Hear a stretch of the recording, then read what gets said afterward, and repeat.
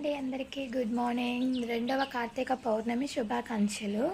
అందరి పూజలు అయితే కంప్లీట్ అయిపోయాయా? నేనైతే పూజ అయితే చాలా సింపుల్గా అయితే చేసేసుకున్నానండి. అస్సలు హెల్త్ అయితే బాగోలేదు, అందుకనేసి కొంచెం ఇలాగైతే చేసుకున్నాను. బయట అయితే ముగ్గు వేసి దీపాలు అయితే పెట్టుకున్నాను. ఇది నా రెండవ కార్తీక పౌర్ణమి పూజ. మీరు ఎలా చేసుకున్నారో కామెంట్ బాక్స్లో కామెంట్ చేయండి. అందరికీ ఆ పరమశివుని ఆశీస్సులు దొరకాలని మనస్ఫూర్తిగా కోరుకుంటున్నాను. బాయ్.